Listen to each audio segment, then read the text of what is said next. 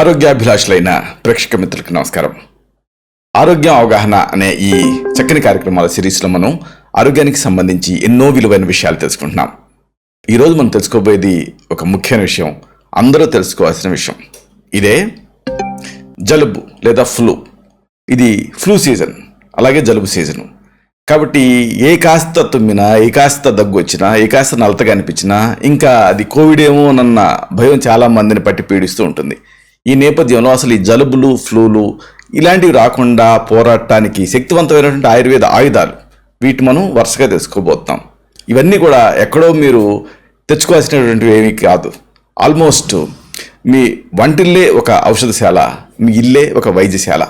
అంటే ఈ ప్రొసీజర్స్, చిన్న చిన్న ప్రొసీజర్స్ ఉపయోగించి, ఈ చిన్న చిన్న ఔషధాలని మీరు ఉపయోగించి ఈ ఫ్లూ సీజన్లో ఆరోగ్యంగా ఉండొచ్చు. మీ చుట్టూ ఉన్న ప్రతి ఒక్కళ్ళు కూడా జలుబు కానీ లేకపోతే దగ్గు కానీ ఇలాంటి లక్షణాలతో ఉంటుంటే ఇంకా మీకు భయం మొదలవుతుంది, ఎక్కడ నాకు అంటుకుంటుందో అని. అలాగే మీ కుటుంబంలో కూడా ఎవరు తుమ్మినా, ఎవరు దగ్గినా ఇక మీ కంగారు మొదలవుతుంది. అంటే మీ ఆరోగ్యం ఒక పక్కన, మీ కుటుంబం తాలూకు ఆరోగ్యం తాలూకు టెన్షన్ ఒక పక్కన. అంటే మీరు ఇలాంటి సీజన్లో ఉన్నప్పుడు, ఇలాంటి వాళ్ళు మీ చుట్టుపక్కల ఉన్నప్పుడు మీరు అనారోగ్యానికి గురయ్యేటువంటి అవకాశం ఉంటుంది. ఋతుపవనాల సీజన్ మాదిరిగానే ఈ వ్యాధుల వ్యాప్తి కూడా మనకి స్ప్రెడ్ అవుతూ ఉంటుంది. క్రిములు, వైరస్లు ఇవన్నీ కూడా విడవకుండా దాడి చేస్తూ ఉంటాయి. ఒకసారి ఈ జలుబు కానీ, దగ్గు కానీ లేదా జ్వరం కానీ స్టార్ట్ అయితే ఇక అది ముందుకు వెళ్ళిపోతూనే ఉంటుంది. దాన్ని పూర్తి స్థాయి కాలం పాటు మిమ్మల్ని బాధిస్తూనే ఉంటుంది. కాబట్టి ప్రివెన్షన్ అనేది ఇలాంటి సందర్భాల్లో చాలా ముఖ్యం. అంటే మీ ఆరోగ్యం దెబ్బతినకుండా ఉండాలంటే నివారణ అనేది చాలా ముఖ్యం. మరి ఈ సీజన్లో ఈ సూక్ష్మజీవుల నుంచి మిమ్మల్ని మీరు ఎలా కాపాడుకోవాలి అంటే మీ రోగనిరోధక శక్తిని పెంచుకోవాలి. మరి ఈ రోగనిరోధక శక్తిని ఎలా పెంచుకోవాలి అంటే కొన్ని ఆహారాల ద్వారా మీ శరీరాన్ని మీరు సంరక్షించుకుంటే, ఇన్ఫెక్షన్ల సంక్రామత నుంచి మిమ్మల్ని మీరు దూరంగా ఉంచుకుంటే అప్పుడు మీకు ఇమ్యూనిటీ అనేది పెరుగుతుంది. ఈ సీజన్లో మీరు ఆరోగ్యంగా ఉండడానికి సహాయపడేటటువంటి ఒక 5 ఆయుర్వేద పద్ధతుల్ని మనం వరుసగా తెలుసుకుందాం. ముఖ్యంగా ఈ సందర్భంగా మనం తెలుసుకోవాల్సింది ఏంటంటే, మీ మీద దాడి చేసేటువంటి జలుబుని లేకపోతే ఈ ఫ్లూని ఆయుర్వేదం ఎలా ఎదుర్కొంటుంది అనేది తెలుసుకోవాలి. చూడండి, ఆయుర్వేద ప్రధాన ప్రయోజనం ఏంటంటే స్వస్థతని కాపాడటం. స్వస్థస్థ స్వాస్థ్య రక్షణం. దీనికి మళ్ళీ ఆయుర్వేదంలో ఋతుచర్య, దినచర్య, అలాగే రాత్రిచర్య ఇలాంటివి ఉన్నాయి. వీటిని స్వస్థ నియమాలు అంటారు ఆయుర్వేదంలో. అంటే మీరు తినేటటువంటి తిండి, మీరు వండుకునే విధానం, మీరు తాగే పానీయాలు, మీరు తినేటువంటి ఆహారాలు, వీటన్నిటినీ ఉపయోగించేటువంటి విధానంలో మీరు చిన్నపాటి మార్పులు చేసుకుంటే ఇవి ఒక ప్రివెంటివ్ మెజర్స్ లాగా మీకు ఉపయోగపడతాయి. అంటే మీ రక్షణకి ఇవి సహాయపడతాయి. మరి ఈ రకమైనటువంటి రక్షణ పద్ధతులు ఏమిటి అనేది వరుసగా తెలుసుకుందాం.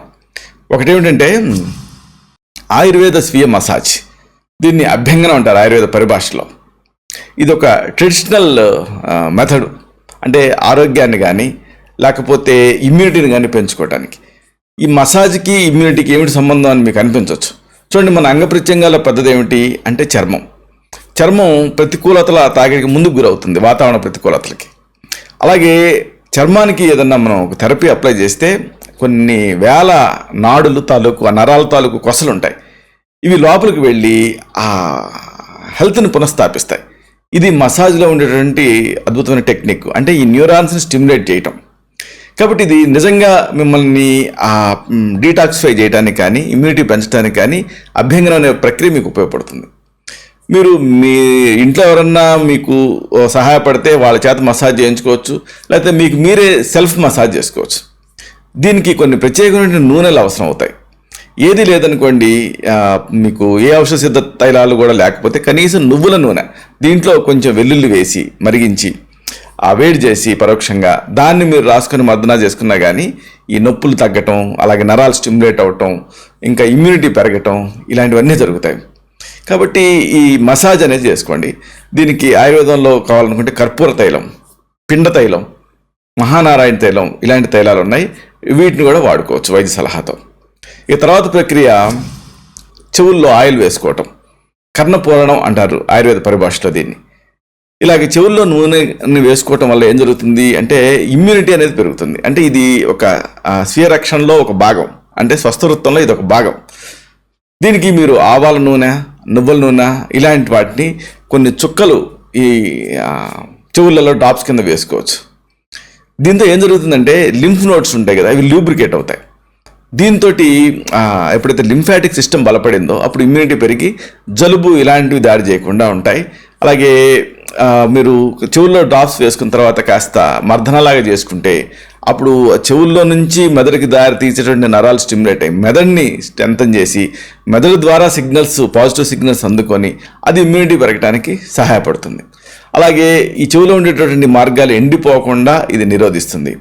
ఇంకా చెవిలో బ్యాక్టీరియా, వైరస్లు ఇవి చేరటకుండా ఈ నూనె అనేది సహాయపడుతుంది. ఎందుకంటే వీటి ద్వారా కూడా ఈ వైరస్లు ప్రవేశించే రిస్క్ ఉంటుంది కాబట్టి దీన్ని మీరు ఉదయం సాయంత్రం 2 పూట్ల కూడా చెవుల్లో స్నానానికి ముందు ఈ క్షారతైలం ఇలాంటి వాటిని లేకపోతే నువ్వుల నూనెని ఇలాంటి వాటిని మీరు చెవుల్లో డ్రాప్స్ కింద వేసుకోవచ్చు. ఇక ఆయిల్ పుల్లింగ్, ఈ ఆయిల్ పుల్లింగ్ కూడా అంతే. దీన్ని బాగా నోట్లోకి దీన్ని నూనెను తీసుకొని బాగా పుక్కిట పెడితే అప్పుడు ఈ గొంతులో నుంచి చెవిలోకి ఒక మార్గం ఉంటుంది, యూస్టేషన్ ట్యూబ్ అంటారు. సో అక్కడ నుంచి గొంతు నుంచి ఇన్ఫెక్షన్ చెవి నుంచి ఇన్ఫెక్షన్ గొంతులోకి వచ్చి జలుబు చేసే రిస్క్ ఉంటుంది. కాబట్టి అది జరగకుండా మీరు ప్రివెంట్ చేసుకోవచ్చు. కాబట్టి నువ్వుల నూనె కానీ లేకపోతే ఇలాంటి సహజమైనటువంటి వాటిని కానీ మీరు ఆయిల్ పుల్లింగ్కి, చెవిలో కర్ణపోవడానికి వాడుతూ ఉండండి. తర్వాత ఇంకొక మంచి పద్ధతి ఏమిటంటే పసుపు పేస్ట్. పసుపు ఒక సాంప్రదాయకపు మసాలా దినుసు, ఇది మనం వాడుతూనే ఉన్నాం.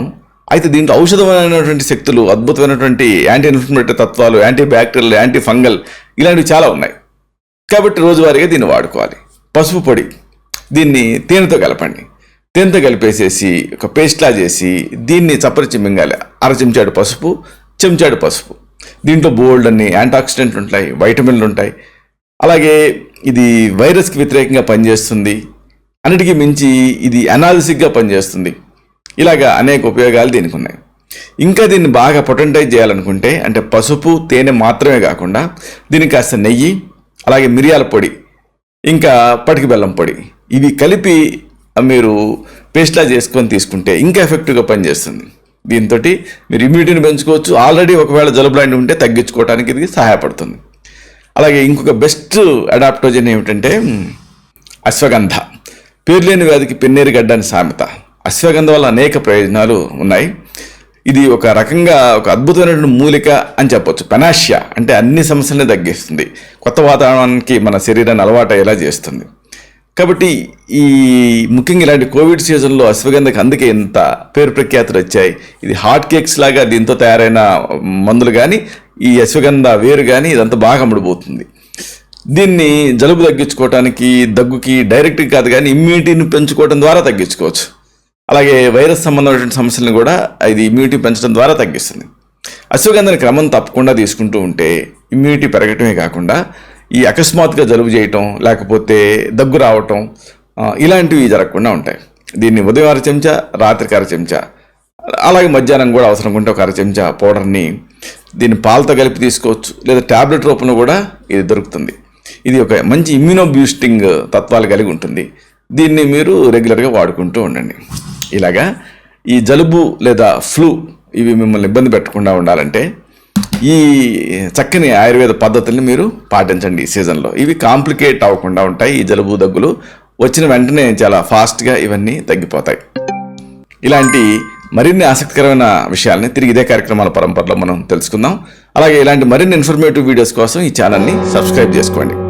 శతం జీవ శరదో వర్ధమానః, శతం హేమంతాన్ శతం వసంతాన్. 100 శరత్తులు, 100 హేమంతాలు, 100 వసంతాలు వర్ధిల్లుతూ జీవించండి. Stay healthy, stay happy, be positive, keep smiling. Love you all. Subham.